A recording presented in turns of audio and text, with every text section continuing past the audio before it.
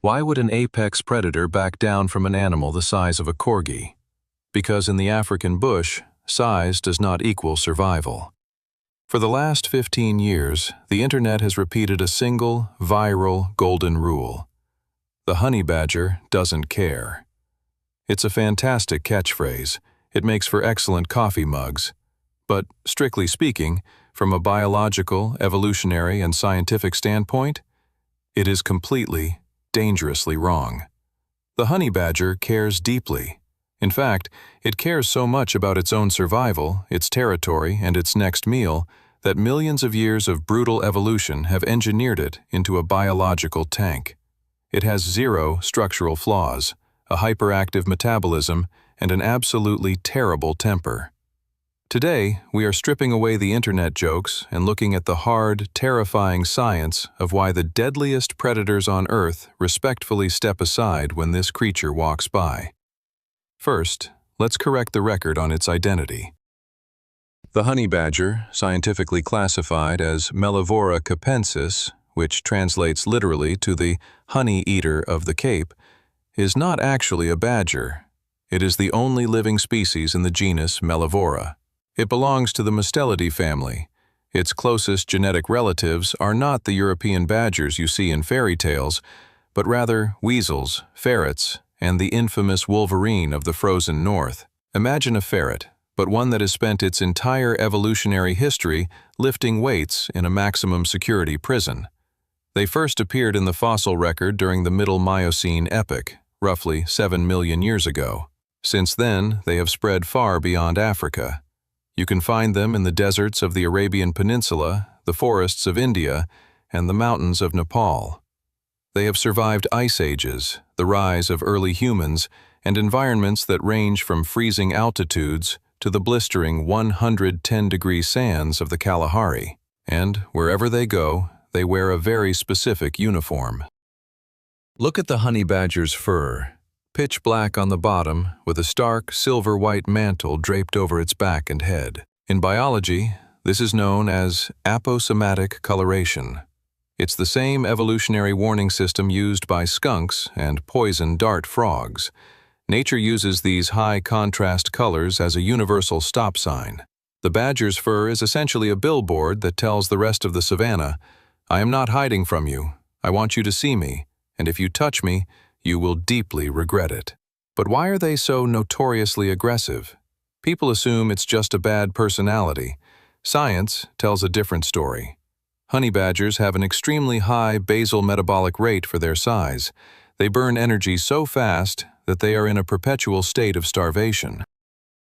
They wake up every single day aggressively hungry. Imagine a human being who hasn't had their morning coffee in 3 days, is stuck in rush hour traffic, and hasn't eaten since yesterday morning. That is the baseline emotional state of a honey badger. It's not madness. It's an urgent biological mandate to secure calories by any means necessary. Biomechanical armor and the physics of destruction. When an aerospace or military engineer designs a heavily armored vehicle, they look for two primary elements: structural integrity to absorb impacts, and deflection to bounce projectiles away. Nature achieved this millions of years ago with the honey badger's skin. Let's look at the measurements. Around its neck and shoulders, the primary target zones for any large feline predator, a honey badger's dermal layer is roughly 6 millimeters thick. To put that into perspective, that is the equivalent dermal thickness of a 2,000-pound Cape buffalo. The skin is incredibly dense and highly keratinized. African killer bee stingers, porcupine quills, and even the canine teeth of medium-sized predators simply slide off or fail to penetrate the dermis. But armor is useless if it restricts your range of motion. Think of a medieval knight in full plate armor, protected but clumsy. This is where the honey badger's biomechanics get truly brilliant. Its skin is not tightly attached to the underlying muscular frame. It fits loosely, draped over the animal like an oversized, heavy-duty rubber suit. Why? Because in the wild, the deadliest attack is a bite to the back of the neck. It severs the spine and ends the fight instantly. If a leopard makes the critical error of grabbing a honey badger by the scruff of the neck, the badger is not immobilized. Because of that loose skin, the badger can literally rotate its entire physical skeleton 180 degrees inside its own skin, turn around, and bite the predator directly in the face or the eyes. It is the ultimate defense mechanism, weaponized flexibility. And speaking of that bite, let's talk about the hardware. A honey badger doesn't have the long, elegant canine teeth of a big cat, designed for precision killing. It has a jaw structure designed like industrial bolt cutters. In biology, we measure an animal's biting power using a metric called the bite force quotient, or BFQ. It calculates the bite force relative to the animal's body mass. A lion has a BFQ of about 112. A tiger is around 127. The honey badger? Despite weighing barely 30 pounds, its skull is a marvel of compression engineering. Their skulls lack a pronounced sagittal crest, which is highly unusual for carnivores, but they compensate with massive, densely packed masseter muscles that bulge from their cheeks. Because of this leverage, they generate enough concentrated force to crush bone. They regularly hunt leopard tortoises. While other predators give up on tortoises because of their impenetrable shells, the honey badger casually cracks through the thick bone and keratin like it's eating a pistachio. They will eat every part of their prey: the meat, the fur, the bones, and the skull. Their digestive tract is so robust it processes bone fragments without a single issue. But what if the armor and the jaws aren't enough? What if a pride of young, inexperienced lions is exceptionally hungry and decides to press the attack?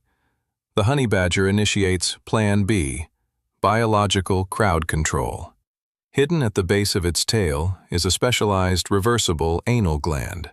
But unlike a skunk, which uses its spray primarily as a foul-smelling warning to make predators walk away, the honey badger's secretion is a suffocating, liquid stink bomb used in the heat of battle.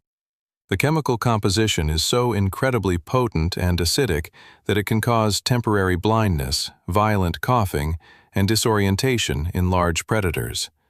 It has even been scientifically documented to cause swarms of African killer bees to drop out of the air, entirely paralyzed by the fumes.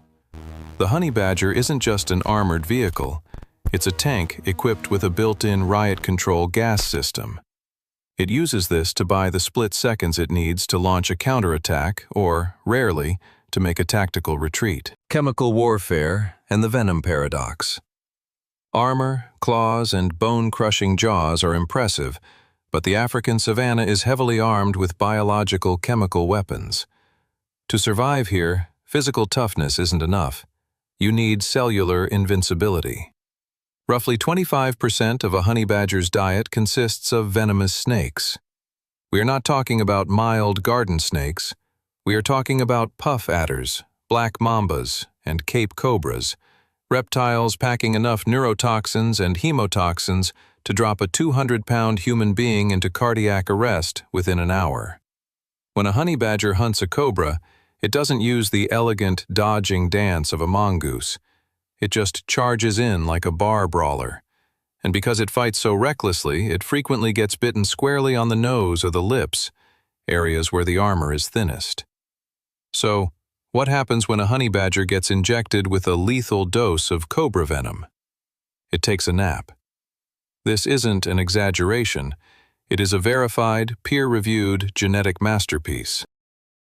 Scientists studying Mellivora capensis have discovered that honey badgers possess a highly specialized genetic mutation in their nicotinic acetylcholine receptors.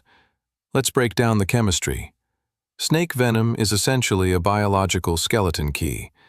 It is designed to fit perfectly into the locks of an animal's nervous system, shutting down the respiratory system and stopping the heart. But over millions of years of evolutionary warfare, the honey badger's biological locks have physically changed shape. The cobra's venom key simply does not fit the keyhole anymore. It is the biological equivalent of a hacker trying to infiltrate a modern encrypted computer network using a toaster. The system simply rejects the code. When a badger is bitten by a highly venomous snake, the animal doesn't just walk away completely unaffected. The toxins still enter the bloodstream. The badger will often collapse, its body temporarily shutting down, appearing completely dead to the untrained eye. But inside, its highly specialized liver goes into overdrive, aggressively filtering the biological cocktail. A couple of hours later, the badger wakes up, shakes off what is essentially the world's worst hangover, and proceeds to finish eating the snake that just bit it. Think about that. It is the equivalent of getting hit by a freight train, sleeping for 2 hours on the train tracks, and then waking up to eat the train. And their chemical immunity isn't just for snakes.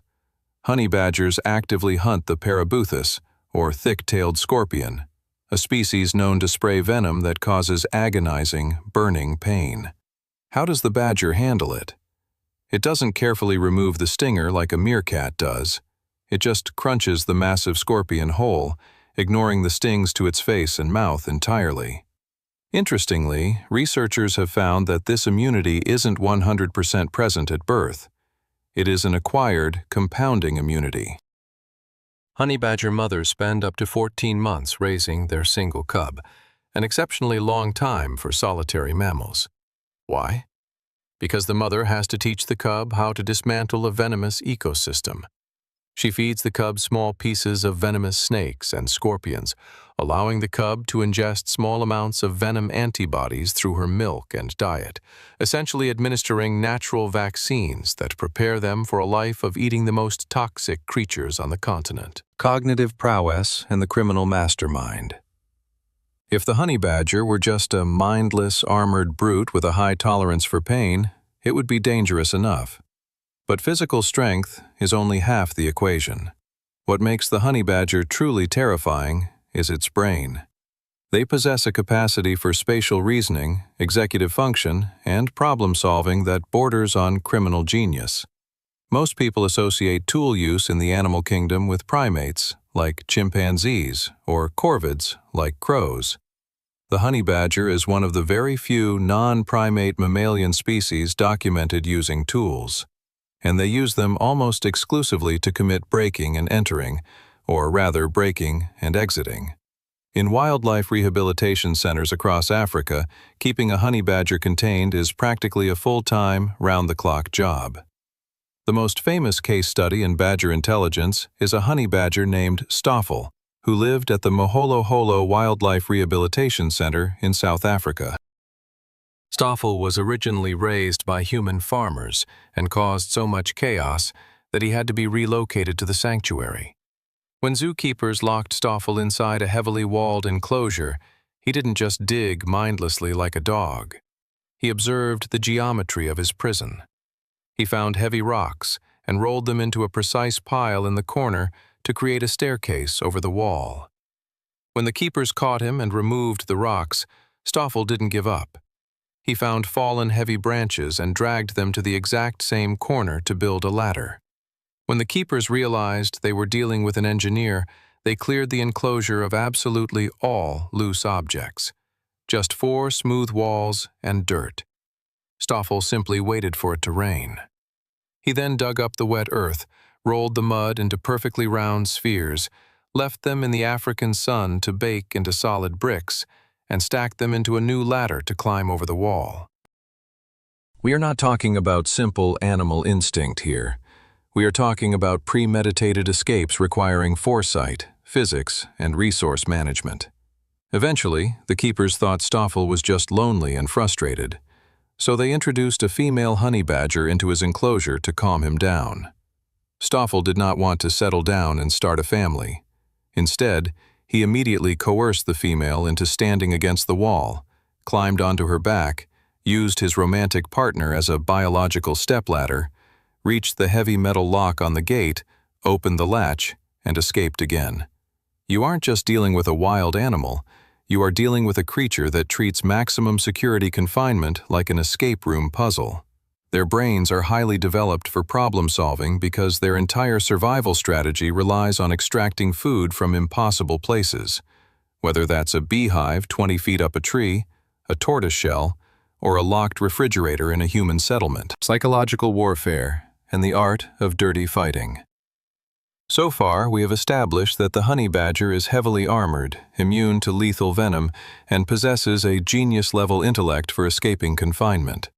But eventually, a honey badger will find itself cornered in the open savanna by an apex predator, a lion, a leopard, or a pack of spotted hyenas. How does a 30-pound animal survive a physical confrontation with a 400-pound lion? The answer lies in predator psychology and a complete, absolute disregard for the honorable rules of combat. First, we need to understand how big cats hunt. Lions and leopards operate on a very specific biological software program, the predatory chase drive. They are hardwired to chase things that run away. Fleeing triggers their instinct to attack. But when a lion approaches a honey badger, the badger does the exact opposite of what the lion's software expects. It doesn't run. It turns around, drops its center of gravity, and charges toward the lion.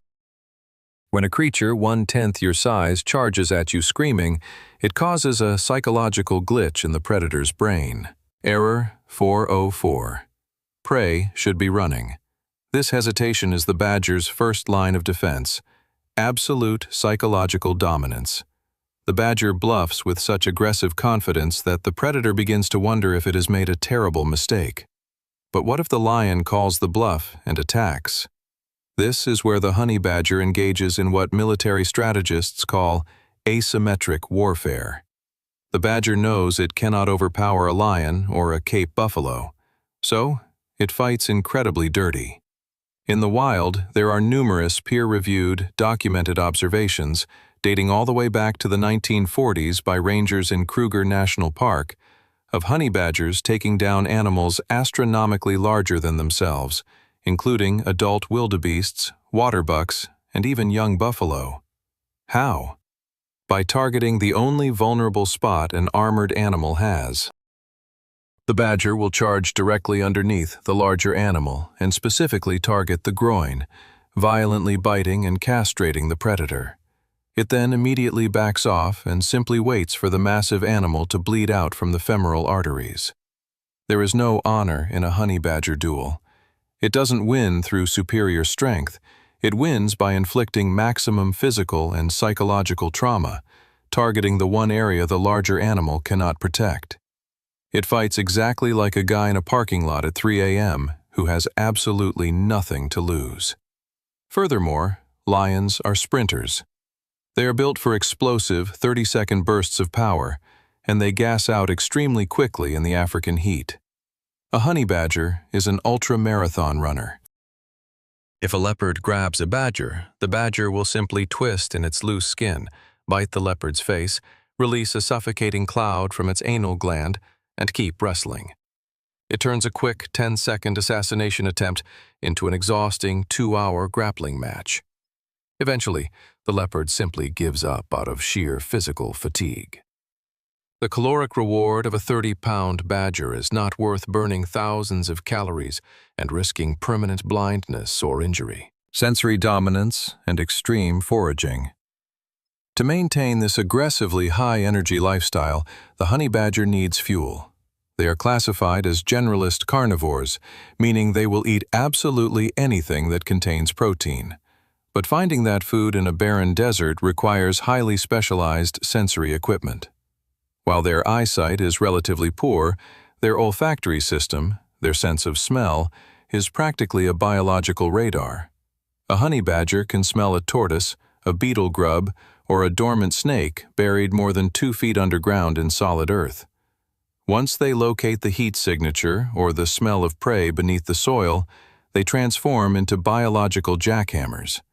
Armed with front claws up to 4 centimeters long, which is proportionally massive compared to their body size, rivaling the claw-to-body ratio of a grizzly bear, they can excavate a deep, complex hole into rock-hard, sun-baked clay in minutes.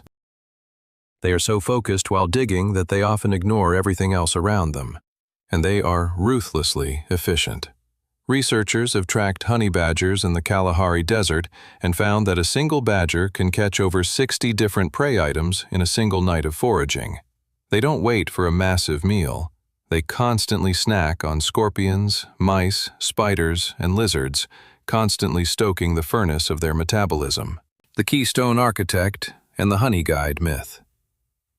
By now, you might be wondering why nature would create such an aggressively hostile, venom-drinking brawler. It sounds like a biological mistake.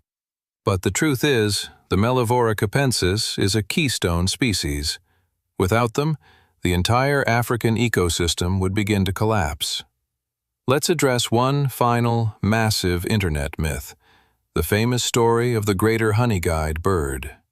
You've probably seen the illustrations in children's books or heard the legend that this bird sings to the honey badger, leading the beast to a hidden beehive so the badger can smash it open and they can share the honey. It's a beautiful story of Disney-level cooperation in the wild. Unfortunately, the scientific community has essentially debunked this regarding the badger. Extensive field studies by zoologists, including Dr. Colleen Begg, who spent years tracking honey badgers in the Kalahari, found zero concrete evidence of this partnership. The HONEYGUIDE bird definitely leads humans to honey. That is a proven, documented symbiosis. But the badger? The badger is likely entirely deaf to the bird's specific calls, or simply ignores them. The badger doesn't need a bird to find a hive. It can smell a beehive from a mile away. The badger works alone, and its solitary work is vital for everyone else. Remember those massive claws and that relentless digging? Honey badgers are terrible at real estate management. They rarely sleep in the same burrow for more than a few days. They constantly dig new holes and abandon them. But in the harsh African wild, an abandoned honey badger fortress is a luxury apartment. Because the badger digs so deeply, these burrows provide perfect thermal regulation, staying cool during the 110-degree days and warm during the freezing desert nights. Warthogs, bat-eared foxes, wild dogs, jackals, and numerous reptile species rely entirely on these empty badger holes to raise their young and hide from predators. Furthermore, by constantly digging for insects, a single honey badger aerates up to 50 square meters of soil in a single day. This relentless tilling allows rainwater to penetrate the hard-packed earth rather than washing away, effectively preventing the savanna from turning into a lifeless, arid desert. They also act as the ultimate biological pest control system. By eating thousands of venomous snakes, scorpions, and disease-carrying rodents every year, they keep populations of dangerous pests perfectly in balance. The final verdict. The honey badger is not a psychopath. It is not mindlessly aggressive, and it absolutely cares about what happens to it. Every single trait that makes it seem crazy, the loose, armored skin, the mutated venom receptors, the terrifying intellect, and the willingness to fight a 400-pound lion is a perfectly calculated evolutionary response to living in the most unforgiving environment on Earth. In the end, this aggressively smelling, hyper-intelligent, venom-drinking creature is the unsung savior of its environment. It might be the absolute worst neighbor on the planet, but without it, the neighborhood wouldn't exist. Nature doesn't make mistakes. It makes survivors. And the honey badger is the ultimate masterpiece of survival engineering. If you found the biomechanics and the criminal intellect of the honey badger as fascinating as we did, let us know in the comments below. Which survival trait do you think is the most overpowered? The venom immunity, or the fact that it fights lions by targeting the groin. Don't forget to check the description for the peer-reviewed scientific papers used in this video. And if you want to see how another seemingly small creature systematically dismantles its enemies, click the video on your screen right now. Stay curious, and we will see you in the next one.